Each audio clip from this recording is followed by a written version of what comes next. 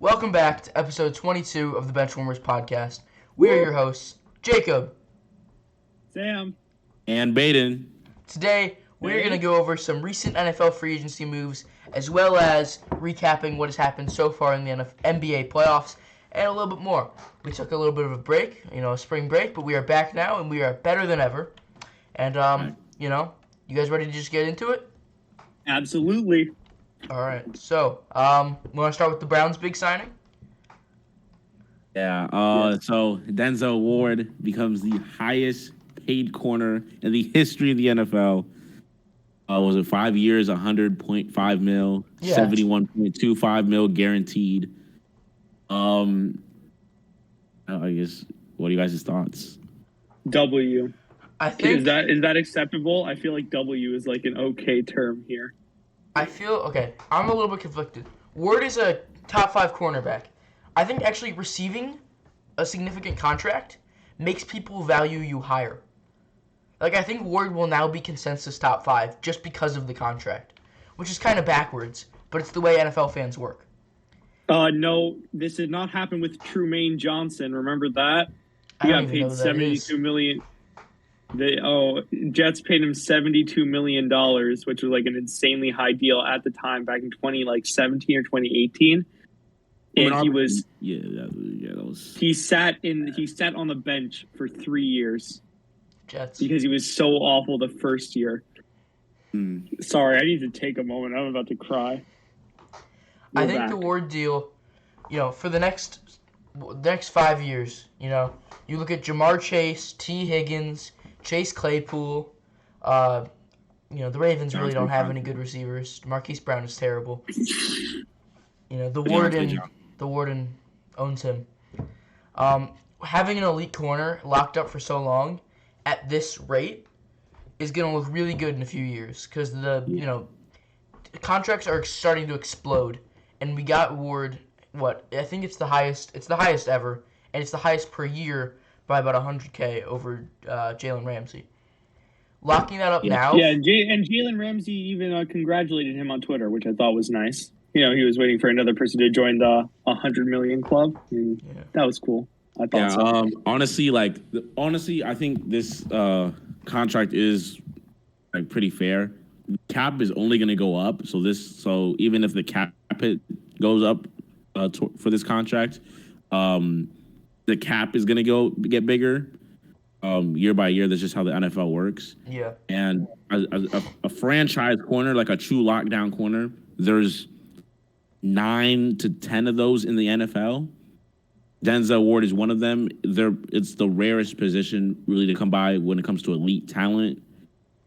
It's such a difficult position to play as well. And honestly, I wouldn't be surprised. I think this contract is kind of even more of foreshadowing, but I wouldn't be surprised if in 3 years Greg Newsome is commanding this same type of contract, because I think he's on that same type of path. Yes, I would hope so. Teams only get better. Would I pay 2 corners $100 million on the same team? No, I'm just not going to do that. But I think Greg Newsome and other young corners, Pat Surtain, who else? Caleb Farley and J.C. Horn were both injured this year, but J.C. Horn, I think, has a little bit more potential. Oh, he had the side of... never mind.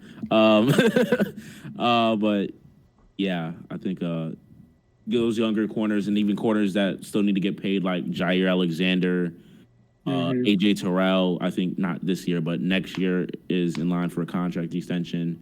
A.J. Terrell should get... A.J. Terrell and Jair probably both break this record. Yeah. Yes. So this is not going to be the biggest contract in NFL history really for long. Yeah. So I love Denzel, but I would pay both of those guys more than him. Yeah. I think we can all agree Jair, when healthy, and A.J. Terrell are better corners. Yes. Jacob's about to spit some of the worst takes you've ever. No. Okay. Jair, fine, right? Fine. AJ Terrell has had 1 year of elite production. He was good his rookie year. Warren has had 2. He's had 1 year of elite production. Ward has had 3. 2. He's been hurt. He was hurt 19 and when he's on the field, every game he's on the field, he brings the elite production. So I guess if you want to combine 2019 and 2020, because he played like 16 games in total those 2 years. Yeah, I guess. So probably underestimating that number, but no, that seems about right. I just think Terrell isn't super proven, especially in a year that was a big down year for the NFC South, where he faced a lot fewer elite receivers than you would normally face in that division. True. I don't know. We'll see. We'll see soon. To me, I don't think there's going to be any. As long as he doesn't fall off, like nowhere, he'll be right up there. I think he's probably has argument for top 3. Honestly, I think the corner position is fairly weak outside of the top 10 to 12. So I think you could argue being there. Speaking of the NFC South, I have a bold prediction. One of those teams trades up to get their future quarterback. Well, it won't be the Bucs. Won't be the Bucs. It's not going to be. So I think Falcons, Panthers, or Saints. Mostly I don't think Panthers the Falcons, or Saints. I don't think it's probably if a team is going to trade up, it's going to be the Saints. I don't think the Panthers or Falcons will have to move to get a quarterback because I don't see any team in the top 5 taking a quarterback, and then. I mean, maybe Giants. I'm so rooting for the Giants to take that trade make that pick. They're just not going to. Giants should not take a quarterback. I would take I'd take Daniel Jones over every quarterback besides Malik Willis. That's me. Good take. Yeah, that's respectable. So I would just stick with him for at least this year. I could see probably the Falcons most likely taking a quarterback. Just doesn't make like the Panthers are just they put themselves in an awful situation trading all they did for Sam Darnold. Sam is just cheesing right now. Like Sam Darnold, I don't think he's a top 32 quarterback in the NFL, if I'm being honest. What a great Good take. And you traded They really traded the value of a first round pick for him. Because you traded a high second round pick and then a 4th and a 6th. You could use that and move into the first round. You love to see it. And we're not going to talk about what we traded to get up to that 3rd pick. Let's just move right on past that.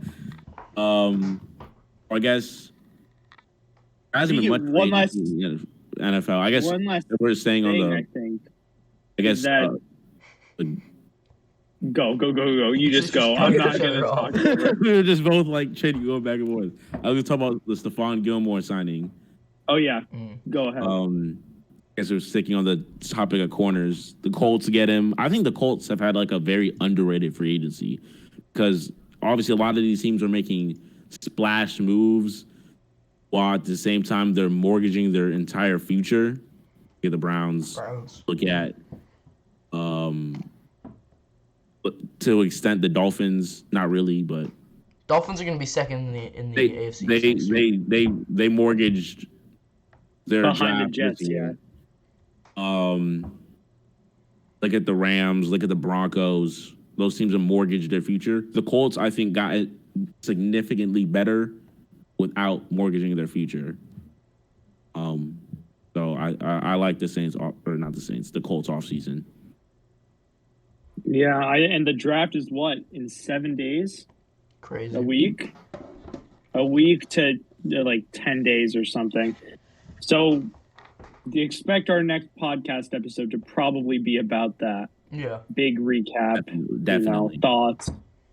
And this is our Well, I'm going to pose this idea now on the podcast. When we draft for our fantasy football league, we should do it live on the pod. Ooh. That would could be be fun. interesting. Be fun. Bring on everybody on the podcast. That'll be fun. I think nobody has ever taken a bad pick in fantasy football. Never. Henry's picks are always the best. I was in another league this year, and I was the commissioner of it. And the guy with the number 1 overall pick, he goes source school. I'm not gonna say his name. Took Justin Jefferson, number 1 overall. There's got to be something illegal about that. That's so. It's like obviously Justin Jefferson's great, but this is fantasy. You gotta understand fantasy. He's not a number 1 overall pick. That was so crazy. That's crazy. It could have been worse. He could have taken Christian McCaffrey. It actually does. It's not so terrible. It's bad. It's horrible. But it's not so terrible. Really bad pick, but at least it's a better pick than taking McCaffrey number 1 overall, like some of us did. Jacob. I still came second in the league. Yeah, I'm not gonna. I finished. Oh, okay, just side tangent here. Jacob is the biggest scam. Jacob, you're not making any trades. Oh my goodness, he's a scammer. He's such a scammer. It's insane. This man's I'm not a scammer. I'm not a scammer. As Julian Edelman, Miles Sanders, and Devonta Freeman for Alvin Kamara was completely reasonable that week. All right. Oh, this is a real trade I did. That's so I mean, next I'll step it up as commissioner because that was so vile. I mean, I remember last year when I traded right before the season started. I traded Stephon Diggs, or this was 2 years ago. This was Stephon Diggs' first year on the Bills. I traded Stephon Diggs for like Kenyon Drake. And what a move! I'd win the league if I had Stephon Diggs. That's so funny. I think you guys just hate me because you can't swindle the way I do. That's the truth. Okay, you scam the people who don't know much about football. Yeah, no, we cannot find enough viewers. We cannot find enough people who know something about football, right? So we just talk to our like close friends who do not watch sports. And Jacob, he sees those names in the group chat, and he's like, "Oh well, I got a job to do." It's disgusting. Insane. It's insane. Everybody shame Jacob in the comments. They're mutually agreed upon. Like the truth is, I don't force them to do it. Agreed upon. They don't know what they mean. Hey, at least you're not as much of a scammer as Elijah was in fantasy basketball this year. Well, that was just because people were giving him players. People were legitimately just he went on my brother's phone and traded himself Brandon Ingram. Oh, brother! Like that was so much fun. All right, we get back on topic. That nice fantasy football rant. I guess we could talk about the playoffs. The main topic. Yeah. I'm currently watching. I currently got a Hawks Heat in the background right now. What am I supposed to say? What just happened? I blanked. Tell us the most recent play. Tyler Hero with the ball, the screen, sideline, shoots the shot, made it. Wow. The Hawks are winning. Not my 16. It's a tie ball game. Oh, okay. Or at least what I'm maybe a little bit behind. Does Herter make this? They missed. All right, guys. I guess we could talk. I think we should just go by series. All right. We'll start with this 1-8 matchup in the East. You guys don't want to talk about the play-in? No, we'll talk about that in a minute because I got so many things to say. I think I want to get this out of the way. Hawks Heat. Heat dominated game 1. Game 2 so far has been close. I think it's gonna be interesting how Nate McMillan tries. Nate McMillan? That's how much his contract is. Nate McMillions. Nate McMillan, how he game plans against all the switching Miami does. They'll switch everything, which is interesting, but at the same time they have the personnel to do it. With Bam, who can guard 1 through 5, PJ Tucker, Jimmy Butler, all these guys can guard 1 through 5. So that's kind of the interesting part of the series for me. Yeah, I would say Bam Adebayo, but I actually think Bam should have been a finalist for the DPOY this year. I think that he is just that guy when it comes to defense. Cleveland Cavs subreddit. Karis LeVert is hoping for contract extension with the Cavaliers. That'll be interesting. We do not care. Something to. Colin Sexton solos. It's LeVert or Sexton, but I'm rooting for. No. We'll talk about that later. Jacob, your thoughts? Hot Heeks. Okay, so Hot Heeks. Trae Young goes off against the Cavs. He does that whole thing, blah blah blah. Shows up to game 1 holding like Frosties or whatever that say ice tray on him. It's like the drippiest outfit of all time. He puts up 8 points. He shoots like 15%. It's ridiculous. 0 for 7 from 3. 1 of 12 from the field. The fact that Trae Young made one shot. Like one shot. I mean, he made free throws, but he made one shot the entire game. Are we ready to call him a generational choker? Ridiculous. It's like right. The Cavs deserved better, you know? But, you know, I think he'll rebound today. Trae Young doesn't have 2 bad games. Like, it's just not a thing he does. Especially not in the playoffs. Wow. Blessings. Blessings. Not even bless you. Just blessings, dog. I think the Heat will win this. I think the Hawks will probably steal one. So I would say I'm gonna say Heat in 5 after seeing what I've seen in game 1. I just think they're clearly the better team. They're the better coach team. Not to say Atlanta's not good coached, but Eric Spoelstra is one of the best ever. That's kind of what I have for that. Yeah. I think, like, I really hope. I hate Trae Young, but that just shows you how good of a villain he is. Like, he is just, the storylines with Trae Young are amazing. What he did to the city of New York, he needs to be, like, the criminal investigation or something. Because he has harmed them beyond repair. And, you know, it's just, he's not as fun to watch as, like, some of the premier point guards like Kyrie or Steph, but he is very good at the game of basketball. Did you just say Trae Young isn't a premier point guard? No, he said I meant some of the others. Sorry. Okay. All right, so we can go to the 2-7 matchup. I think probably one of, if not the best matchup of, honestly, this one of the best first round matchups of all history. Time. If this series goes to 7, it's gonna get crazy. Jason Tatum buzzer beater for the Celtics in game 1 on Easter. Game 2, I believe, is tonight. Tomorrow, I think. Yeah, it's tomorrow. Actually, yeah, you're right. It's tomorrow. Or at least it's Wednesday it would be Wednesday when we record this. Yeah. This matchup, there's just so many storylines.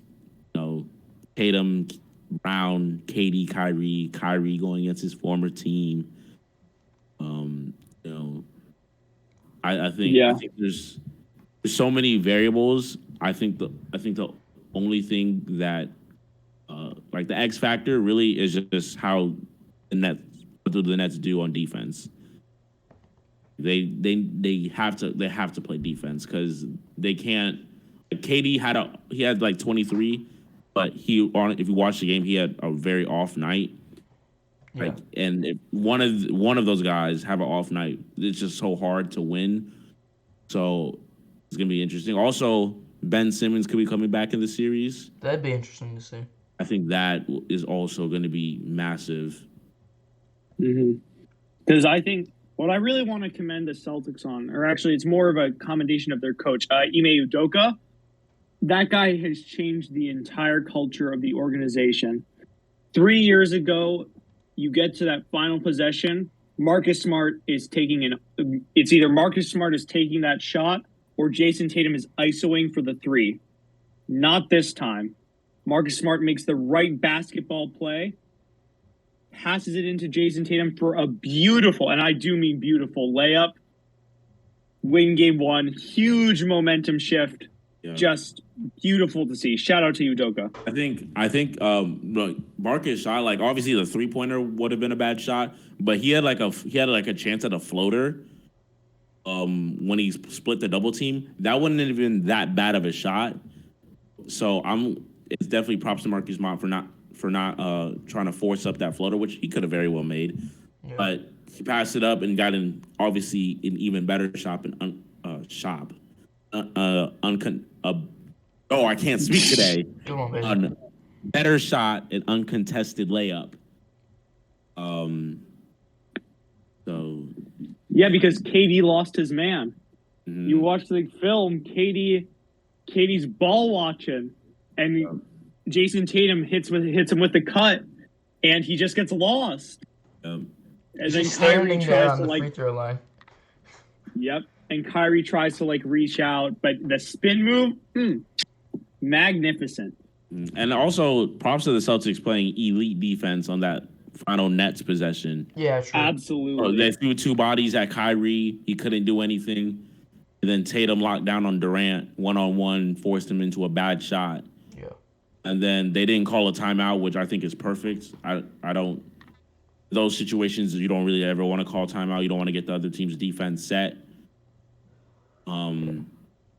So yeah. I think what Ben was saying earlier about the Nets, the problem with them is that they need both Kyrie in this series. They're going to need both Kyrie and KD to play elite every night.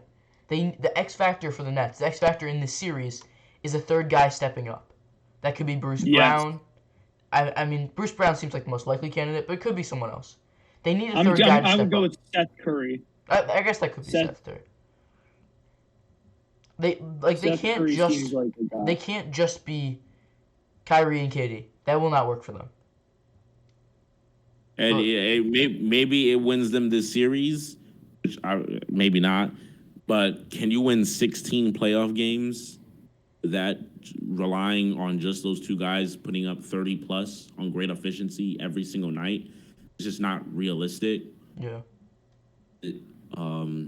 Especially when you play a team like, Miami, Philly, who has those dangerous scores. So the Brooklyn's definitely has to get someone else to step up. But can you really say they'd be in a much better position with James Harden right now? Because I don't think so. Oh, they'd be in a worse position because they wouldn't have. Andre Drummond gives them their only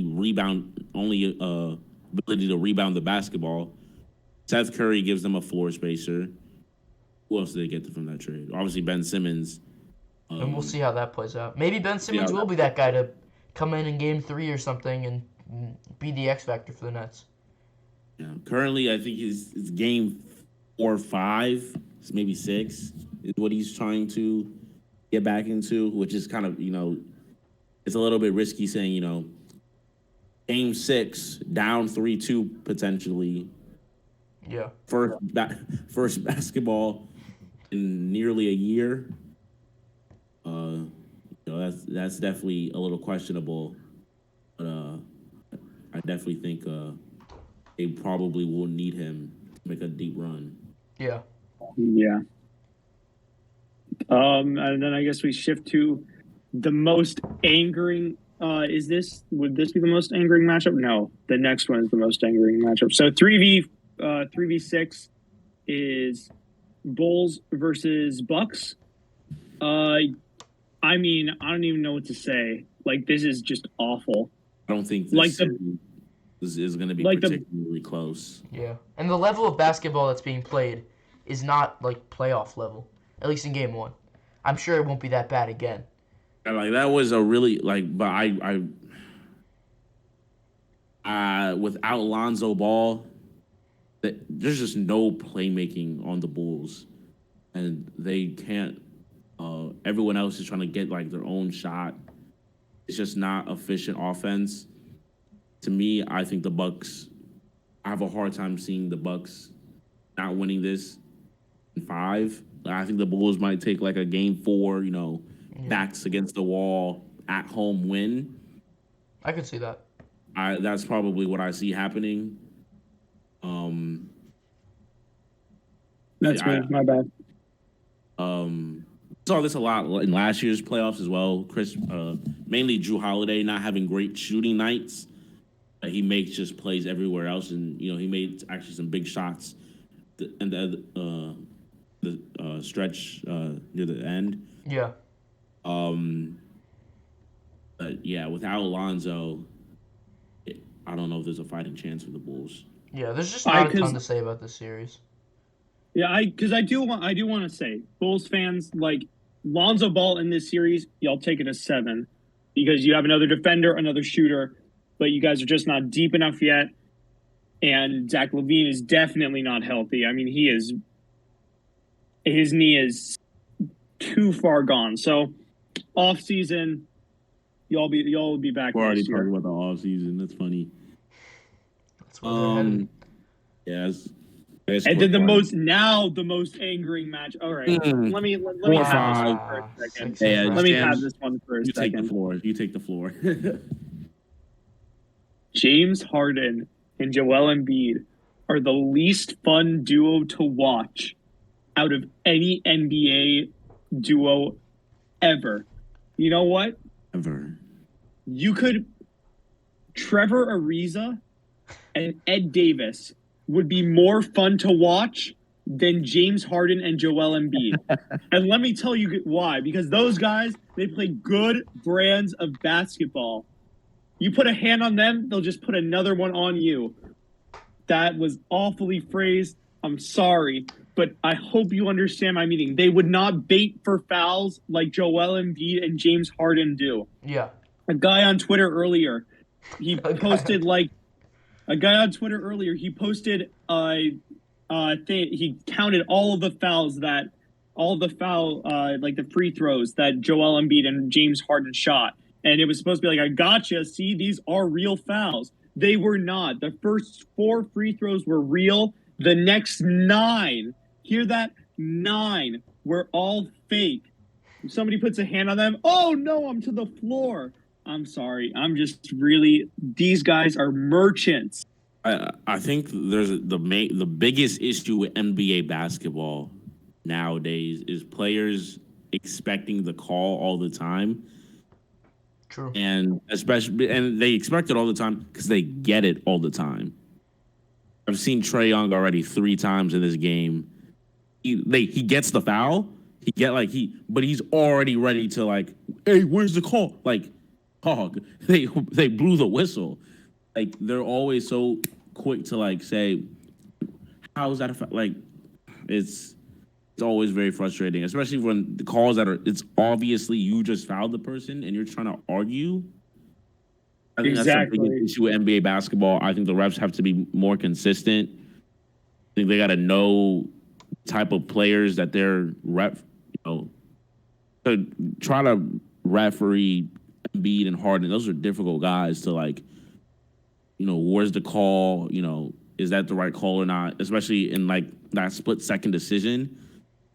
But it's been years that we've been known that these guys do this. There's got to be some sort of better way to stop this. Like, why is Embiid shooting 12 free throws in 1 quarter, bro? Yeah. Was it the first quarter last night? First quarter. Last game? First quarter, he shot 12 free throws. The Raptors shot 8 the entire game. You gotta respect the Raptors. They're going up against the superstars, and they're putting up a fight. Like, I respect that. No, they're not. I was rooting so hard for the Raptors. No, they're not. They're about to get swept. I'm saying they're not bent. They're not laying down and taking it. Like, all their players are putting in 100% of the effort. Yeah, and it's still not enough. I know. Which is funny. I'm saying it's a respectable brand of basketball. The way their team is built, they can't defend a elite big man, because every one of that team is in between the height of 6'5" and 6'9". Yeah. Besides Fred VanVleet, and so you have no true great interior presence. You still have to worry about Harden on the perimeter. Yeah. It's a bad mismatch. You have Evan Mobley on this team. All I'm saying, Scotty Barnes. Look, you replace Scotty Barnes with Evan Mobley on this Raptors team. Oh. I don't want to say anything, but I think that this team would at least take it to 6 and not get swept because Mobley gives you height, he gives you perimeter defense, and he can score. Scotty Barnes? There's an interesting thing to be said about whether the Cavs would have been better off this year taking Scotty over Mobley. No. No, there is. There absolutely I'm not gonna lie. is. I could see I'd rather have Mobley. There absolutely. You don't have a shortage of big men. You're putting Laurie at the 4 and Allen at the 5. Like you don't have a shortage of big men. I'm not even trying to be biased. I would actually rather have Mobley on a team. I'm just not saying on the Cavs. I'm saying on a team. I'd rather have Mobley. I think his defensive impact.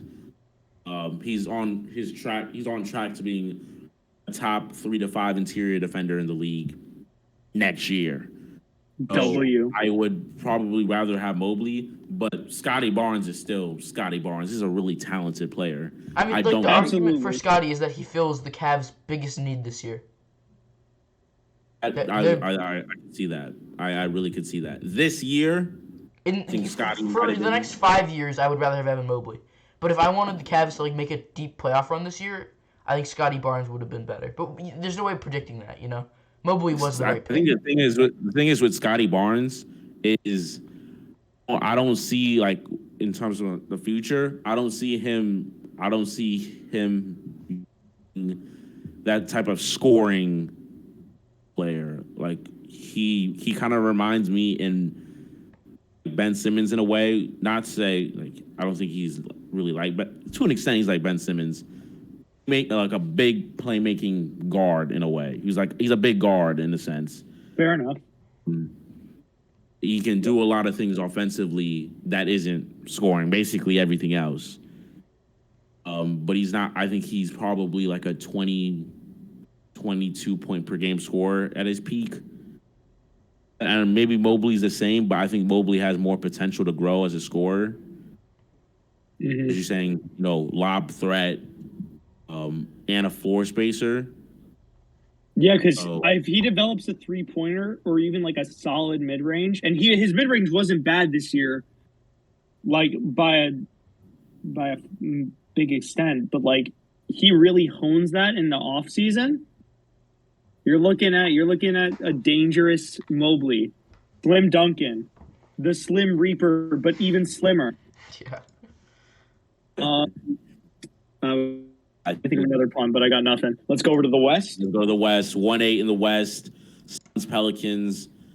I don't think on the podcast. Obviously, I don't think we had the Pelicans making the playoff. I don't think so. I think we had. No. I think we had Timberwolves, Clippers. I feel like I would have said Suns in 4. Yeah. If this was gonna happen. Suns in 4. The Suns are just better in every single way. The Pelicans really shouldn't be here, but they are here. Pelicans fans are just happy that they're here. They made it here without the guy they invested their whole franchise into. That's a big win for them. They're going to get swept, but they can go home feeling proud of their season. And they have a Lakers that I get to see Herb Jones watch playoff basketball. Herb Jones playing playoff basketball is great. I kind of like their approach, how they're defending. They're putting Herb Jones on Chris Paul and then Brandon Ingram on Devin Booker. Then they putting their guards, but they put CJ I think on Mikal Bridges. I think they have Brandon Ingram starting at shooting guard, so they have a pretty big lineup. If the Pelicans ever get better jerseys, I would buy a Brandon Ingram jersey. That's true. I love Brandon jerseys Ingram are pretty so mid. much. Yeah. I like the game plan the Pelicans have. They just don't have the talent to execute it to beat the Suns. Yeah. Is what it is. But you go home happy. You got a very high Lakers pick probably.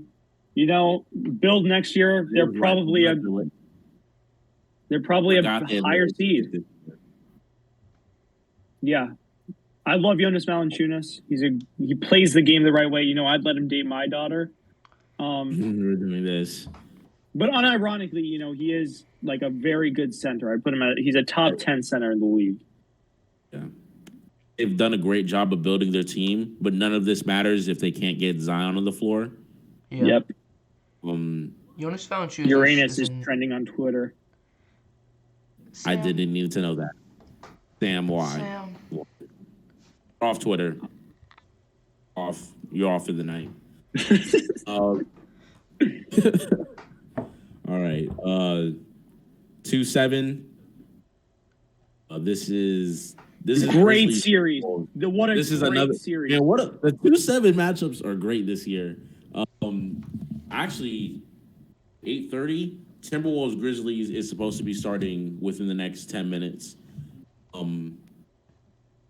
This is such a fun series. The personalities, Ja and Cat, AJ3, Dylan Brooks, Desmond Bain, Patrick Beverly, like. How did you say Patrick Beverly last when talking about personalities? I would lie, that's kind of crazy. Patrick Beverly is kind of who I model my defensive game after. If you ask the friends that I played basketball with on Friday, and they 100% agree with me that I played like Patrick Beverly on defense. I try too hard. It's a thing. W. So Patrick Beverly is just one of those guys you hate to go against him, but you love him on your team. Never missed the playoffs in his career. Wait, Better he's made than the playoffs Russ? every year of his career? Every healthy year of his career, he's made the playoffs. So you can't deny that what he does to a team doesn't, bring wins. Like that's undeniable. This series that's can right. go either way. I think this series is gonna go. I think this is gonna surprise some people. I don't think it's gonna go full 7. I think it will go 6. Who do you think is going to win? I could pick either team. But I think the series. It's kind of odd saying I could pick either team, but I don't think the series is gonna go 7. Would not be surprised if either team wins the series in 6. Yeah. I just think the momentum will be on the side of that. If the Grizzlies win tonight, not Grizzlies, if the T-Wolves win tonight, it gets interesting. They're up 2-0. Now they're at home. In theory, they could just put it away and win in 4, but that's not realistic. I just don't think that's realistic. I think the Grizzlies are too good to lose 4 straight. Yeah.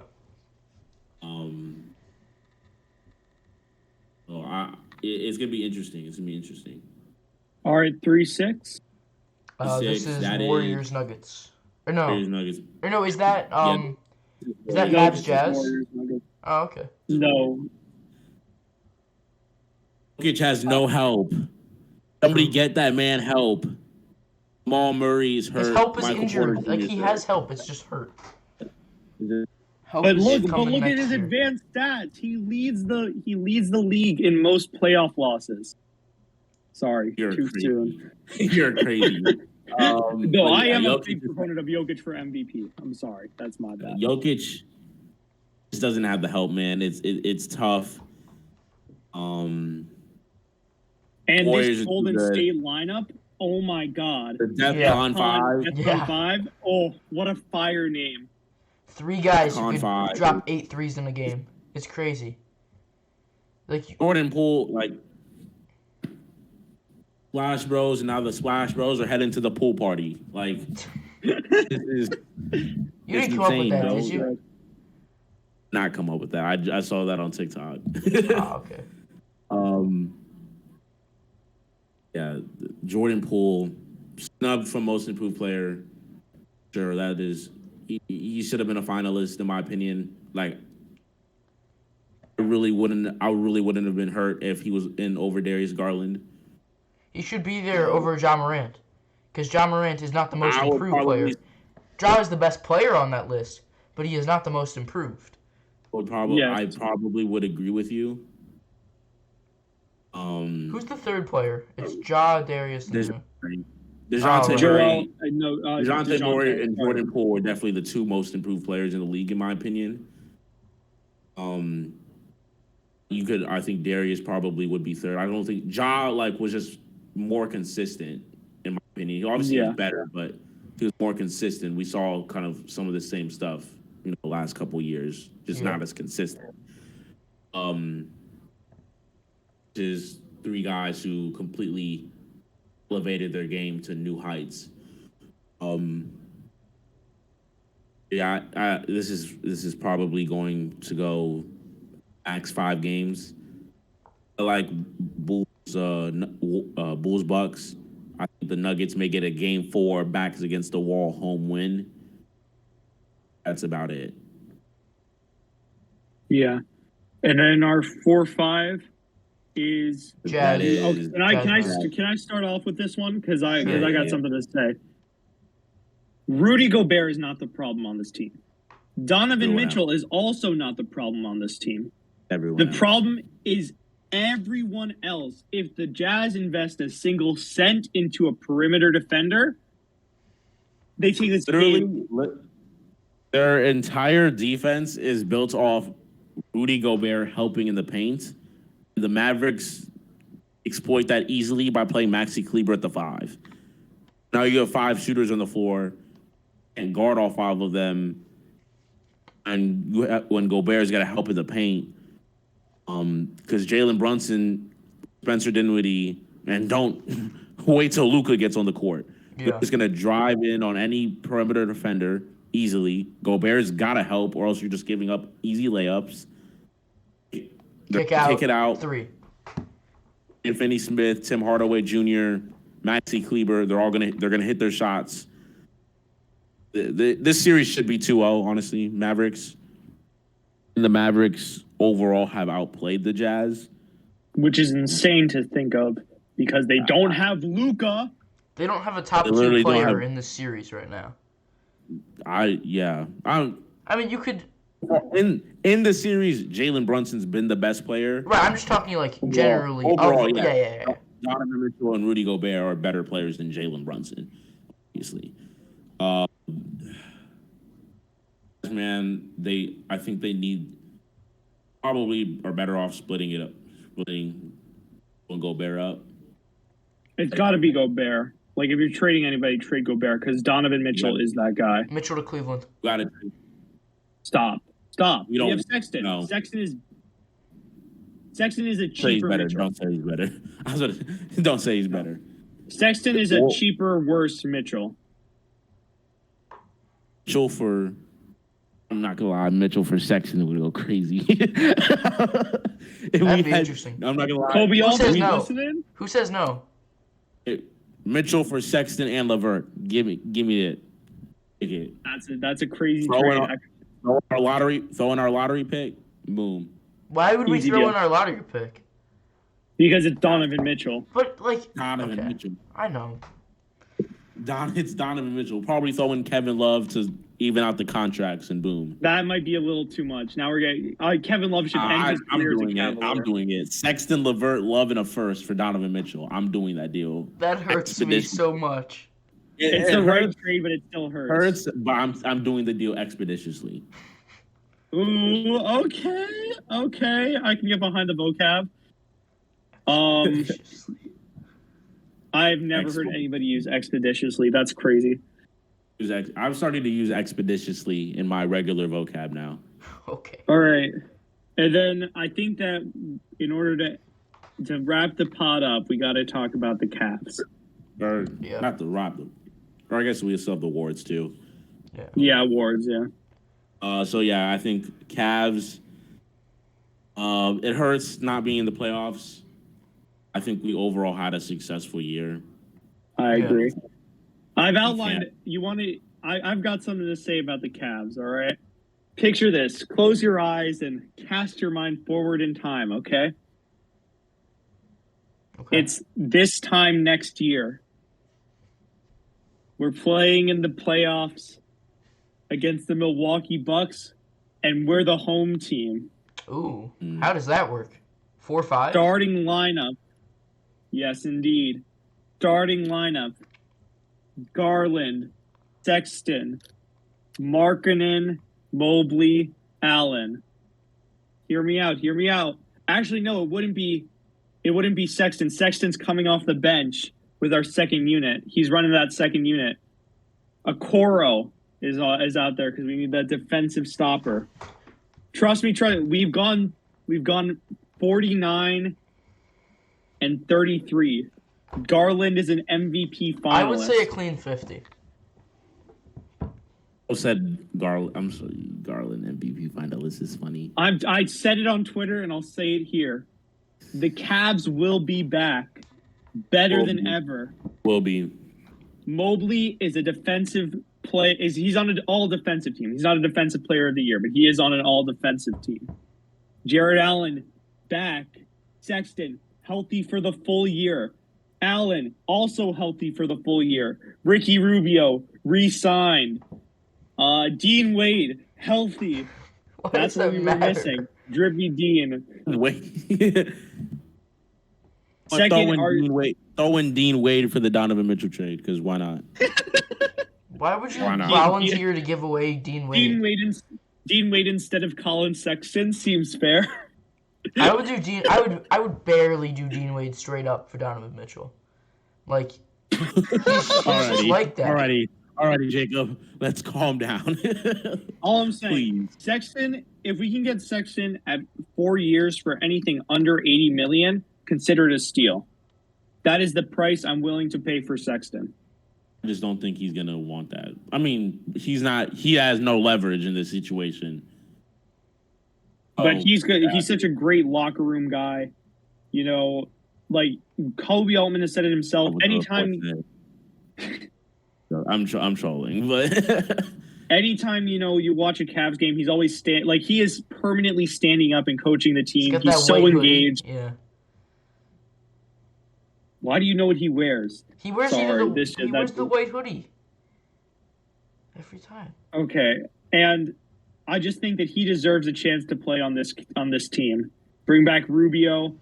I mean, you know what? Throw a 10-day to Anderson Varejao. Let him come back. Where's Varejao come in? And let's chill out. I'm just happy to see the Cavs building long-term success without LeBron. We never had long-term success with LeBron. But we had success with LeBron. We never had long-term success, which is what we're building for now. Be consistent, even a couple of years, I think we could be, if Mobley becomes Anthony Davis, like I think he will be, without the injury issues, Lynn becomes James Harden without being a foul merchant. See, these are just, I think Kyrie is the better comp, but that's just me. I can see Kyrie. All I'm saying is that our team is super young. Garland makes a jump. Okoro makes his jump. Mobley makes his jump. I need Okoro to make a big jump defensively, because the biggest issue is we don't have a true lockdown wing that can just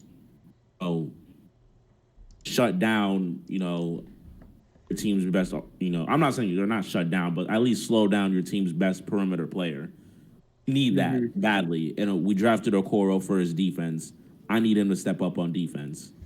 And he needs to become a more confident three-point shooter. That 3 and D needs to come expeditiously. See what I did there? Expeditiously. Yeah. I think the problem is he doesn't his defense. That's what we want, but he just sits in the corner. We need a little bit more. I'm not saying he needs to be the primary focus of the offense. Obviously, that's not it.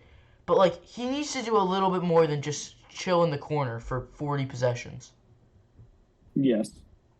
Just saying, Jimmy Butler has 21 points at the end of the first half. Yeah, Jimmy Butler is making his threes. Who's beating the Heat if Jimmy Butler is making his threes? Hasn't he shot 9% from 3 since the All-Star break?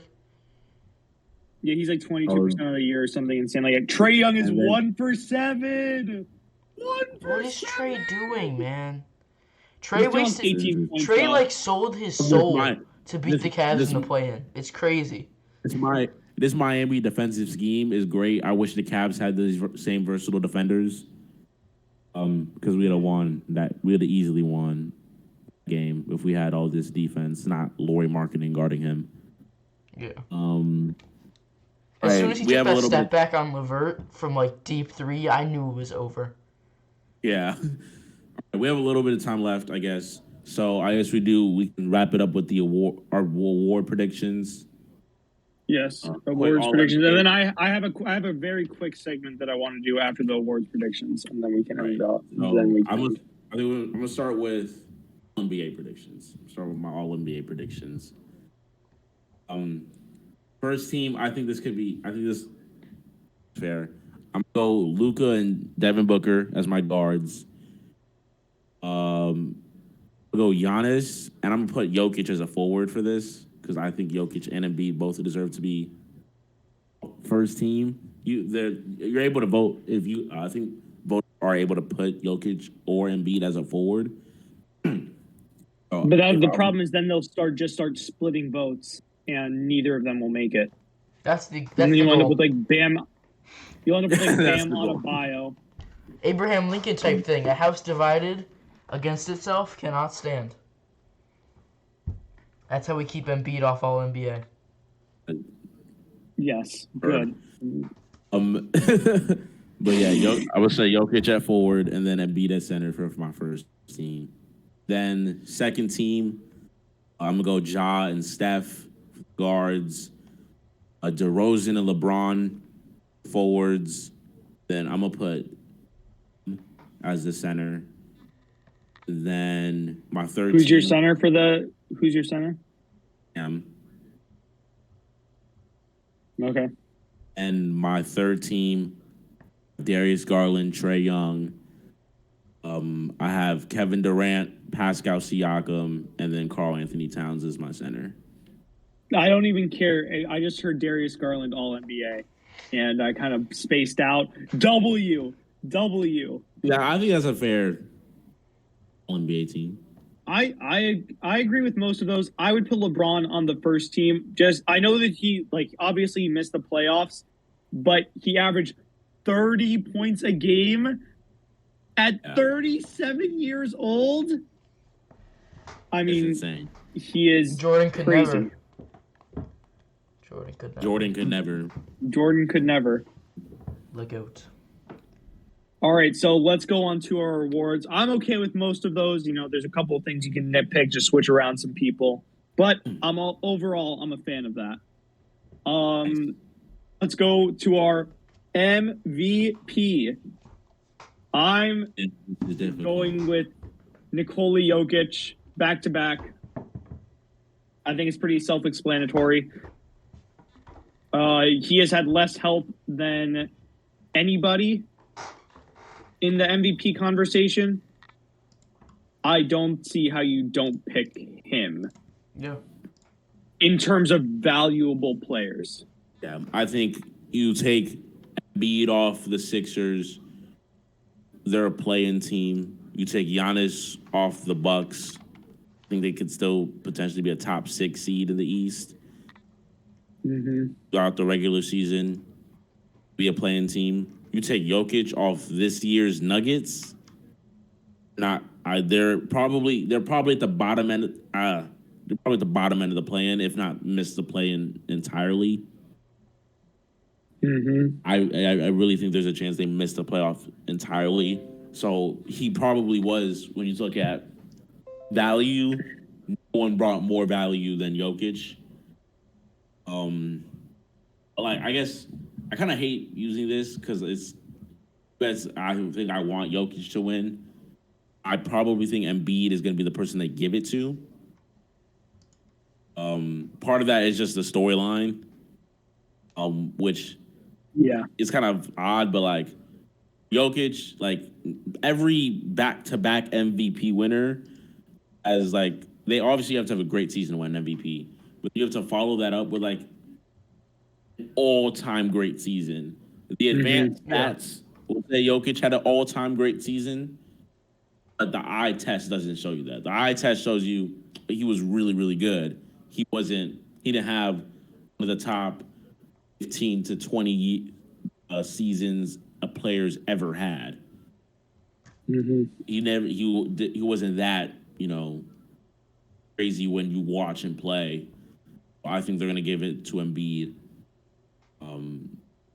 I'm in the mind of a NBA MVP voter. I think Embiid is. Award loaders, honestly. I don't know. I think so. Here's my take on it. I am knocking Embiid out right away. Free throw motion. That's W. It comes down to W. it comes down to Giannis or Jokic, and I think Jokic is more deserving. Jokic has by far been, like Baden said, the biggest carry of anyone this year. He's had an all-time great season. But I would not be mad if you gave it to Giannis. Because Giannis is just sheer dominance. You can't stop him. He doesn't have a flaw in his game. Jokic deserves it, but I would not be mad if you gave it to Giannis. That's what I have to say. I'd love to see Giannis win 3 MVPs in 4 years. That would be great. I don't think anyone's done that since LeBron. He won 4. He won 4 in 5 years. He should have won 5. And he should have won 5. Should have won 5 straight. But we're not gonna talk about that right now. It's next award, Rookie of the Year. Rookie of the Year. I think we're Mobley. All for Mobley. I really think Cade Cunningham is the clear-cut 3rd place. Not to say that he doesn't have not to say his rookie season wasn't that great. I think it was, especially for a guard on such an awful team like the Pistons. But I think the real debate is between Scottie and Mobley. Yeah.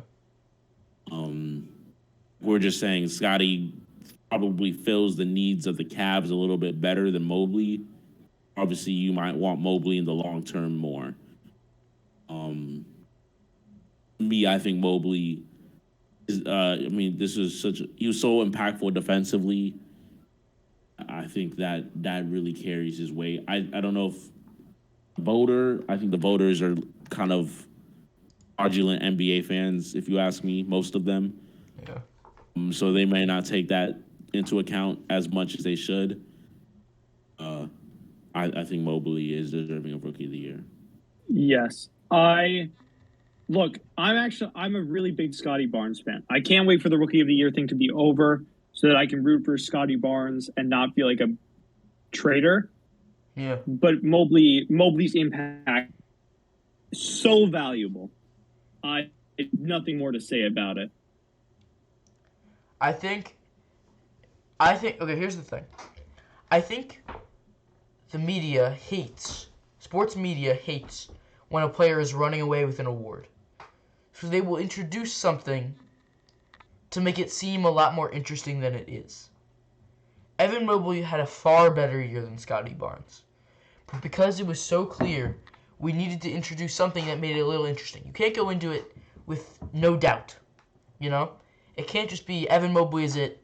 That's it. I think the only way you're definitely right on the fact that sports media doesn't like it. I think when it only comes to like player who's not like maybe not MVP. Like if you're having like just all time like 2016 Steph Curry, 2013 LeBron, we'll run with that. But a couple of years Giannis won the MVP. I've seen people, Harden should have won it in 2019. No, he shouldn't. That's not true. When Harden won it in 2018, LeBron should have won in 20. That's just not true. Yeah. LeBron should have won in 2020, but that's just not true. Sam, you're proving my point. He had one of the all-time great seasons in 2020. I think Jacob, you're definitely right about that. Mobley wasn't having like this. It's not like he was putting up 25 a night, you know what I'm saying? That type of rookie season, it was more, 15, 16 points. Yeah. 10 rebounds, a couple of blocks. That's just not crazy appealing on the stat sheet, but the impact is crazy appealing. Yes, sir. Then we've got 2 awards left. 3 awards left. 6 man of the year, most improved. Do we want to do? We'll start with most improved. Really, I think Jordan Poole is this award. Out of the three guys, I'm going to say DeJounte Murray. I'd vote for DeJounte Murray. Our very valid votes are for DeJounte Murray. Became the second guard, and he became the second guard in NBA history to score. The average like 28, 8, and 2 steals. Pretty impressive numbers. Spurs overall, like talent wise, aren't that crazy of a team. And they made the play-in tournament really because of DeJounte Murray. So I'd vote DeJounte. I'm for that, yeah. I gotta go Darius Garland. You know, Darius Garland was widely considered the worst high minutes player in the NBA his first couple years in this league. Oh my God. We've said this every podcast that we have ever talked about Darius Garland is. It's because it's such a valid thing to say. It's true. He was the worst starter in the league his rookie year. His second year, like me and Sam were talking about this off air, Garland had highs and lows his second year. Highs were higher than his rookie year, and his lows were not as low as his rookie year. This year it was really all high. But I would disagree with the Garland being improved. To go from below average to an all-star is a jump that is pretty impressive to me. And obviously I have a Cleveland bias, you know. But I'm gonna say Sam. I mean, I don't blame you. I think that it would look great on his future Hall of Fame resume. I would love for Darius Garland to win it. I wouldn't be surprised if he won it. I would vote DeJounte Murray. I give Garland my second place vote, but I'd give my first place vote to DeJounte Murray. I'm there as well. Me and Baden sharing the same brain. All right, next up, sixth man of the year. I think this is all obvious. Kevin Love, right? That's what we were all thinking. Yep. Oh, Cam Johnson. Anybody but Tyler Hero. Look, I understand. Like Tyler Hero had the best year, but the problem is he played starter minutes. Like that's what really bothers me. Is like he might have come off the bench, but he was playing 36 minutes a night, which is. I don't know. He still qualifies as a bench player. His role on the Heat is as best as a sixth man. I think he. How do you not vote for him? Honestly, he's the best. I think he's the best true pure scorer on the best team in the East. Off the bench, he's sixth man to me. Have you forgotten about Jetty Osman playing for the Cleveland Cavaliers? The best pure scorer on the best team in the East. Team that blew the 14-point lead to the Hawks. Bing, you're supposed to be a Cavs fan. What are you doing? I know. I'm just, playing devil's advocate. Levels advocate, honestly. Levels advocate? Sorry. Final award is Coach of the Year. My vote goes to Eric Spoelstra. What he did with no lineup, with like his starters playing 10 games together, is absolutely incredible. And now he's about to run over the Hawks. I'll take that award going to him any day, any week, any month. Eric Spoelstra is the one guy I don't want to see win this award, which is kind of funny. He's never won one before. I understand that, but I would lean Monty or Taylor Jenkins. I'd actually probably vote. Yeah. I'm gonna go Spoelstra. Monty is overrated. Hot take. Okay, stop. How? Oh my God, that doesn't mean he's not a good coach. How? To say he's a consensus. What proof do you have to back up what you just said? Because his team is so good.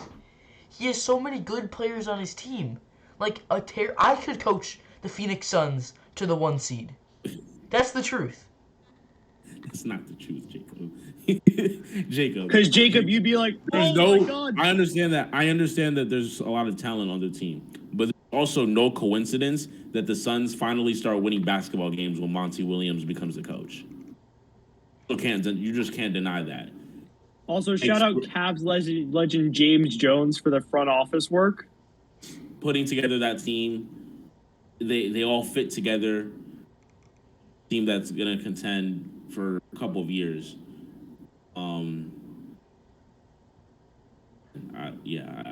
Monty being overrated is a take that I just can't stand by. I'm sorry. Okay, overrated doesn't mean he's a bad coach or not a top 5 coach, but like, I just don't think he deserves Coach of the Year. You know, someone has to keep it interesting. We're gonna move here. Okay, that was. I mean, I don't even know what to say to that. I think that's about all the time that we have for the podcast, right, Jacob? Yeah. Oh, yeah. Last thoughts before we go. Darius Garland MVP. Yep. We'll be back next week. Love you all. Bye-bye. Bye.